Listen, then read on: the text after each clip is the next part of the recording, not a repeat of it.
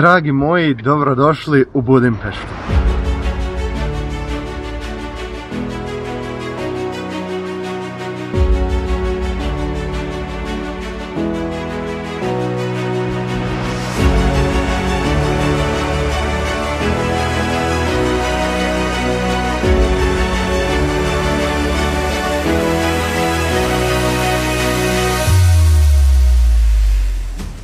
Kao neko ko je posjetio Budimpeštu već 4 puta, znamo kako možete najbolje iskoristiti svoje vrijeme ovdje. S ponosom vam predstavljamo ovaj video. Nalazimo se na ribarskom bastionu, što je nesumnjivo najbolja turistička atrakcija sa panoramskim pogledom na čitavu Budimpeštu. Probudili smo se rano ujutro, trenutno nekih 7:30, izlazak sunce i sve prelijepo izgleda i odavde krećemo svoj turistički obilazak. Iako kule i zidovi ribarskog bastiona izgledaju bajkovito i srednjovjekovno, oni su projektirani i izgrađeni između 1895. i 1902. godine i nikada nisu služili kao utvrđenje. 7 tornjeva ove neogotičke terase predstavljaju 7 plemena koja su se doselila 896. godine i koja su osnovala Mađarsku. Ime potiče od riblje tržnice koja se na tom području nalazila tokom srednjeg vijeka, a cijelo područje je nosilo naziv Ribarski grad. Posjetite ribarski bastion pri izlasku sunca za jedno nevjerojatno iskustvo. Inače, ako dođete dovoljno rano, čitav ovaj gornji dio će vam biti besplatan za ulazak, poslije se to naplaćuje, a odmah pokraj bastiona sa promatračnicama se nalazi Matijaševa crkva. Matijaševa, to jest Mateva, to jest Matijina crkva, datira iz 13. stoljeća, a dobila je naziv po kralju Matiji koji se u njoj vjenčao, i to 2 puta. Prema tradiciji je prvotna crkva izgrađena 1015. godine, ali je uništena 200 godina poslije u provali Mongola. Još jedna stvar što se može posjetiti na budimskom dijelu grada je sami Budimski dvorac u kojem se nalazi nacionalna galerija i gotičke skulpture i sama arhitektura. Dvorac se sastoji od kompleksa nevjerojatnih palača koje zadivljuju svojim izgledom.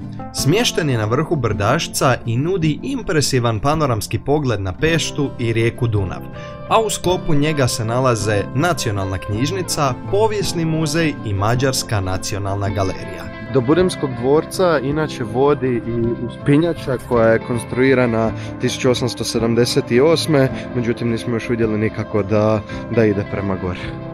Dvorac je posjetiteljima postao pristupačniji nakon otvaranja tek druge uspinjače u Europi koja je brojnim posjetiteljima skratila putovanje jednako pješačenju stepenicama na 30. kat.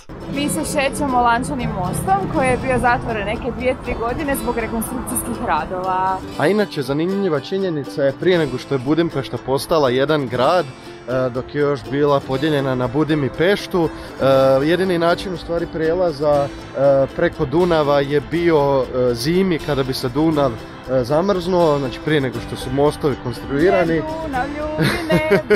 A pogledajte stvarno koliko je veliki širok ovdje Dunav. Definitivno najimpresivnija i najpoznatija građevina u Budimpešti je parlament u Budimpešti, ali prije nego što vam malo više ispričam o parlamentu, reću vam jednu zanimljivu činjenicu. Od 6 grbova koje se nalaze na parlamentu, čak 4 su hrvatska grba. To su Slavonije, Dalmacije, Hrvatske i Rijeke.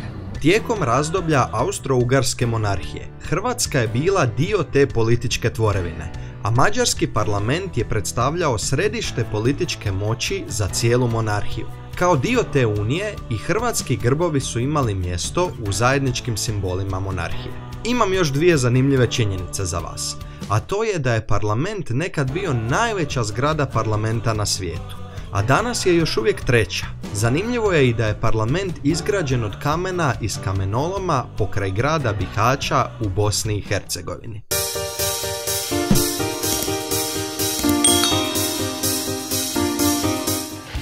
Jedna od stvari koju apsolutno morate napraviti kad ste u Budimpešti je posjetiti kakve terme? Ženi. Tako je. Mađari imaju veliku tradiciju višestoljetnu kupanja u termama i trenutno je neki 5-6 stupnjeva.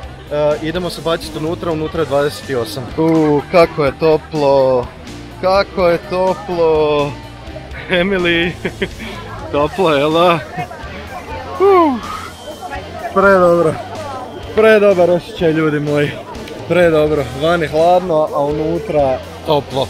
Uvijek kažem da niste posjetili Budimpeštu ukoliko niste bili u termama. Sečeni terme su jedne od najpoznatijih i najvećih termalnih kupališta u Budimpešti. Jedna od najprepoznatljivijih karakteristika ovih termi je njihov veliki vanjski bazen otvoren tokom cijele godine. Ove terme nude nezaboravno iskustvo kupanja pod otvorenim nebom, savršeno za uživanje u njihovim ljekovitim svojstvima, čak i tokom zimskih mjeseci. Povijest termalnih kupališta započinje s Rimljanima koji su izgradili prva. Zatim su turski osvajači izgradili mnoga poznata turska kupališta u Budimpešti. Tijekom 19. stoljeća popularnost je dodatno rasla diljem Mađarske, tako da terme predstavljaju središte mađarske kulture kupanja i opuštanja, te su neizostavan dio iskustva Budimpešte. Mijenjamo bazene, sad je toliko zapuhalo, ali ovaj osjećaj je najbolji. Najbolji osjećaj. Milina, tu je još voda toplija. Ili sam se ja prehladio. Prekrasna zgrada ovih termi je započela svoju izgradnju prije više od 100 godina. Kao uzbudljiv kontrast, danas kupalište svake subotnje večeri dočekuje tisuće mladih u vrhunskom kupališnom partiju. Tu piše 14 stupnjeva, ali majke mile svaki put piše 14 stupnjeva, tako da lažu. Nije, sad je 3-4 stupnja. Imate i saune ovdje, evo ova konkretno od 80 do 100 stupnjeva. Prošli put kad smo ušli unutra, doslovno sam osjetio u nosu kako mi se prže dlake, pa ovaj put nećemo ići. I onda se bučnete ovdje u mrzlu vodu.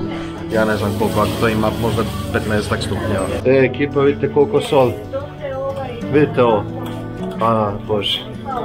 Unutar kompleksa možete istražiti raznolike unutarnje bazene s termalnom vodom, uživati u opuštajućim masažama, saunama i parnim kupanjima. Terme nude nešto za svakoga. Tu se baš jako, ali baš jako osjeti kamilica. Svaka prostorija ima nešto svoje zasebno i specifičan miris. A tu se možete doći okupati u pivi. Mislim da je nekih 40 eura bilo po osobi zadnji put kad smo pitali.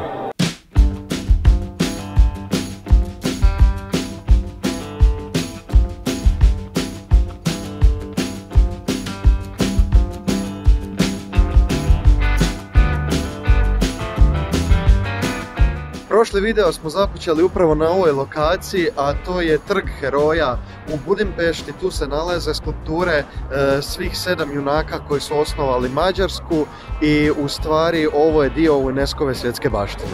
Kako smo sad trenutno na ovom trgu, mene zanima da li je to vama cool, pošto vidim da se jako puno ljudi slika na Instagram točno ovdje, a meni iskreno to baš nije zanimljivo. Pa me čisto zanima da mi kažete u komentarima da li se vama ovo mjesto sviđa i zašto? Zašto vidite da je to posebno? Ja ne vidim.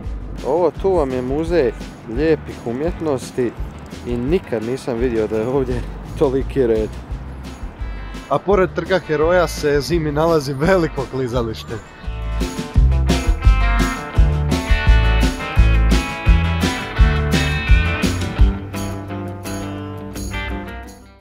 Odlično mjesto za uzimanje suvenira, staviti nešto pod zub ili uzeti neke namirnice vam je velika tržnica koja se nalazi tu točno iza mene. Velika tržnica u Budimpešti popularna je turistička atrakcija, ali i omiljeno mjesto kupovine lokalnog stanovništva.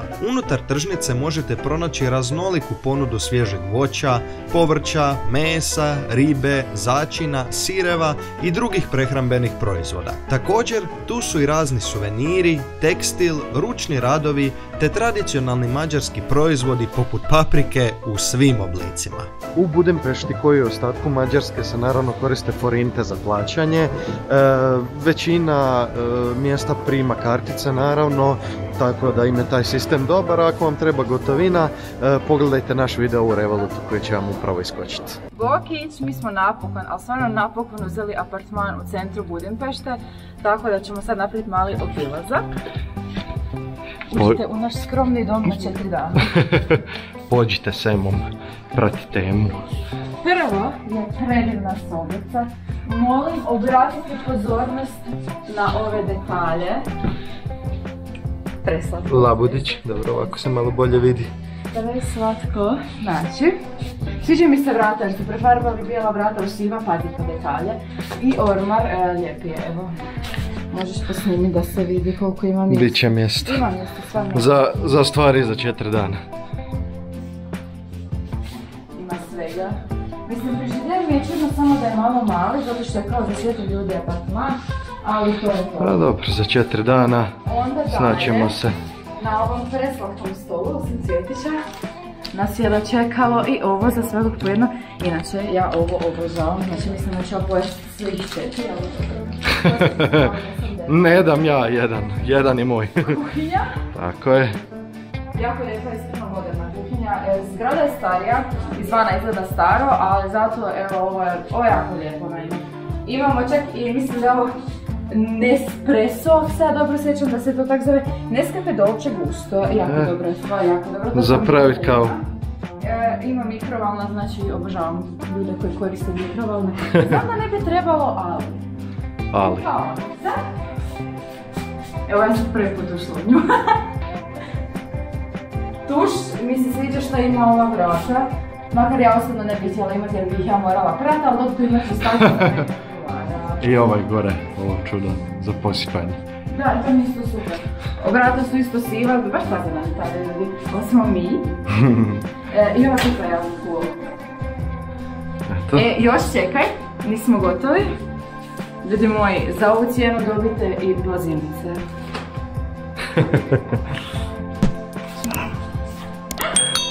Idemo u sobu do ostalih prijatelja. Do dnevne. Pazi na detalje. Tako, još jedan krevet, uglavnom apartman za 4 osobe. Imamo tu foteljicu, stolić. How cute is this? Mali Borić. Mi imamo malo veći u našoj sobi. Foteljica. Mini opet. I jako slatki dio ovaj tu cijelu iskreno. Znači, preslatko i ove slike su mi cool, ali kad vidim ovako cvijeće ovim bazicama, iskreno predobro i osim toga ova stalaža jako fora. Sve u svemu ja sam jako zadovoljna za... Biće nam dobro ova 4 dana. Iako smo u Budimpeštu došli autom, najučinkovitiji način da se krećete po Budimpešti je u stvari javnim prijevozom, znači metrom, tramvajem, busom, trolejbusom i tako dalje. A zanimljiva činjenica, ova linija M1 u Budimpešti je druga najstarija linija na svijetu. A ako vas zanima kako kupiti karte, napravili smo davno video o tome, možete ga vidjeti u desnom kutu video odmah sad. Bilo mi je ekstra zanimljivo kada smo išli M2 linijom. Zašto? Jer prolazi ispod Dunava. Metro u Budimpešti je drugi najstariji na svijetu, odmah nakon izvornog londonskog na parni pogon. Nemojte se švercati u tramvaju, već nam je 3 put bila kontrola u ova 2 dana što smo tu. Trenutno se nalazimo u High Note Sky baru i pogled je predivan iskreno. Da, fancy kafić na vrhu jednog od hotela u Budimpešti, ima ovako dio za van, mi smo unutra zarezervirali pošto je malo zima sad, pošto je zima, kao godišnje doba na to mislim, ima lijep pogled na čitav grad, a odmah tu pokraj bazilika Svetog Ištvana, to je Svetog Stjepana, a mi smo bili gore na vrhu, ovog puta nećemo ići na vrh, ako vas to zanima, gornji desni kut, bacite pogled na tom videu. Kakav je aperol? Šta kažeš? Prefini, ja ga nisam nikad ni probao. Ja sam naručio Gold Rush sa bourbonom, trebalo bi biti žestoko. Dobili smo kikiriki, da, a kao što vidite malo je fancy mjesto i potrebna je rezervacija za ovdje prije nego što dođete par dana ranije. Kada padne noć, izlazak na terasu bara dobiva posve novi ugođaj.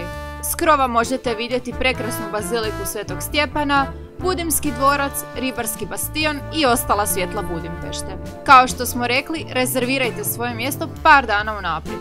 Naravno da je besplatno. Kada dođete ovdje, imate 1,5 sata vremena za uživanje, što je i više nego dovoljno.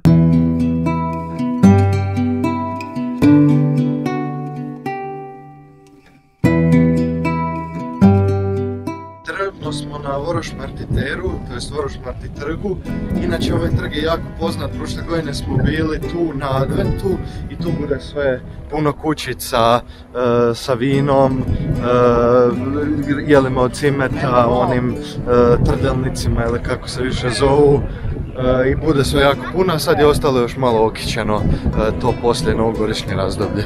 Odmah pored trga nalazi se modna ulica koja je poznata po trgovinama visoke mode i modnim brendovima. Za vrijeme adventa je ukrašena lampicama i ostalim svjetlosnim dekoracijama. A odmah na Voroš Martiter nadovezuje se Vaci ulica, jedna od znamenitih ulica ovdje u Budimpešti sa trgovinama, restoranima, kafićima i ostalim raznim atrakcijama. Budimpešta noću ima svoj poseban šarm i atmosferu. Pošto je grad poznat po svojoj prekrasnoj arhitekturi, noću se pretvara u spektakularan prizor zahvaljujući osvjetljenim znamenitostima. Nemojte preskočiti noćnu šetnju uz Dunav. Samo se dobro obucite jer ovdje uvijek puše. Isto tako, ako ste za dobar izlazak, Budimpešta nudi iznimno bogat noćni život. Lančani most koji se obnavljao zadnja 2 puta kad smo bili tu je napokon obnovljen. Inače znameniti most iz 19. stoljeća i jako je lijepo osvjetljen noću. A gore možete vidjeti ribarski bastion. Nismo mogli odoljeti da se ne vratimo na ribarski bastion i pogledamo kakav pogled sada nudi. Ja ne znam jel se itko sjeća, ali jedan od naših prvih videa koji je izašao prije neke 4 godine, mislim da je čak drugi video na kanalu, penjali smo se na ovaj Ferris wheel, kotač u Budimpešti i provozali se. Evo baš me zanima ako ima neko ko prati kanal od tad, nek napiše komentar, evo kao častim 100%. Ekipa, dobro jutro. Još jedan dokaz da apsolutno morate otići na terme kad dođete u Budimpeštu je ovaj, trenutno je nekih 6:30 ujutro, probudili smo se u 5 i nalazimo se u Rudaš termama koji imaju brutalan pogled sa vanjskog panoramskog bazena. Znači vidite čitav Dunav, a mi smo se probudili ovako ranije da možemo uhvatiti mjesto ovdje na ovom vanjskom panoramskom bazenu i stvarno je brutalno. Stvarno je brutalno, ovo vam dođe ko onaj noćni, imaju poseban termin za noćno kupanje u ovom bazenu privatno, evo sad smo mi privatno tu, nema niko, kažem vam dođete najranije ujutro što je moguće i super je. Život treba živjeti, a ne samo preživljavati. Zato smo i mi tu, obični studenti, da vam pokažemo da to može svatko. Nešto što bi navečer platili 113 eura po osobi, mi smo iskusili tako što smo se rano probudili i istu stvar iskusili za 35 eura. Ako vam je ovaj video koristan, obavezno se pretplatite na kanal. Evo sad nam se razdanilo i napokon smo dočekali izlazak sunca koji nije baš izlazak sunca jer sunca nema s obzirom da je kiša. Ali nakon sat i pol čekanja sad se napokon idemo slikat, a pogled je naravno predivan. Postoji dio i s unutarnjim bazenima, iako ih nema onoliko koliko je u Sečeni termama. Tako da bolje posjetite njih ukoliko nemate vremena za više. Unutarnji dio ovih termi se sastoji od sauna, bazena i turske saune. Naravno, samim time možete zaključiti da ove terme datiraju još iz doba osmanlijske vladavine nad Mađarskom, a to je bilo u 16. stoljeću. Pazite, evo imate tu jedan bazen, 42 stupnja, znači užasno vrelo, budete nekih 50 sekundi, šta kaže da, ovdje kaže 50 sekundi i onda dođete tu unutra, tu je 2 stupnja led, ledeni znači.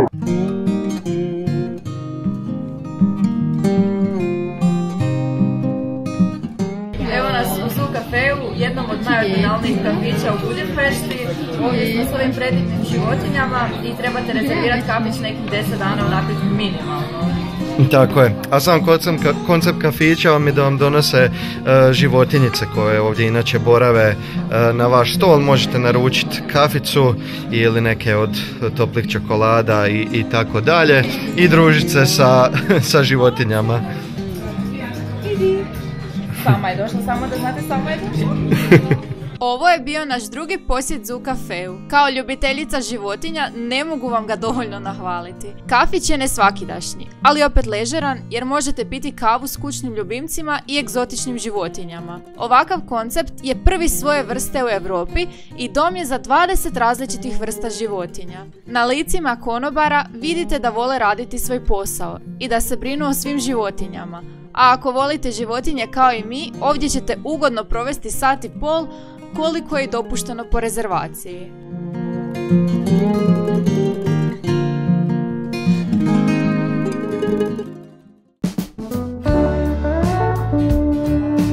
Možda se u drugim gradovima ne isplati ići na krstarenje, ali u Budimpešti to definitivno nije slučaj. Odličan način za istraživanje svih glavnih atrakcija uz Dunav. Ponovno smo se vratili našem Silver Line Cruises i uz osnovnu vožnju brodom imamo uključeno jedno piće i jako fino je ova neka strawberry limunada. I pivica. A gore na brodu imate čitav gornji dek koji je otvoren, a pogledajte šta je tu iza. Cijena ovog iskustva je 12 eura i traje 70 minuta u kojem ćete uživati u zadivljujućim pogledima duž rijeke Dunav. Putem ćete vidjeti ikonične znamenitosti poput parlamenta, Budimskog dvorca, mostova i ostale znamenitosti. Krstarenje Dunavom stvarno nudi ugodan način istraživanja ljepote Budimpešte.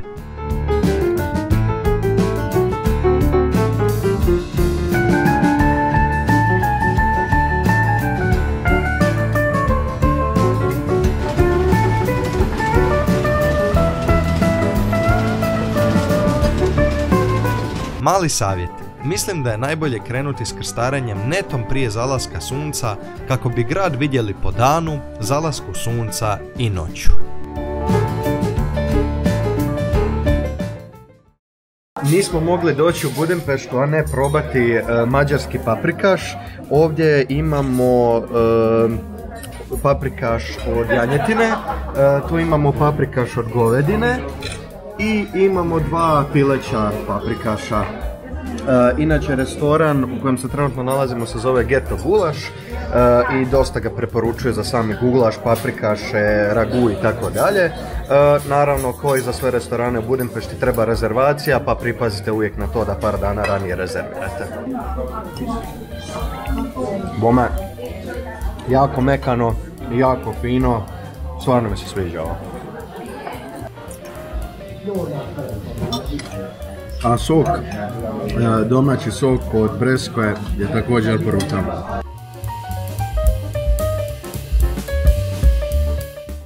Nadamo se da ste uživali dok ste gledali ovaj video. Trenutno čak preko 96% vas koji gleda naše videe nije pretplaćeno, te bi nam puno značilo da stisnete taj gumb kako ne bi propustili naše velike nadolazeće avanture. A do tada imate jedan veliki pozdrav!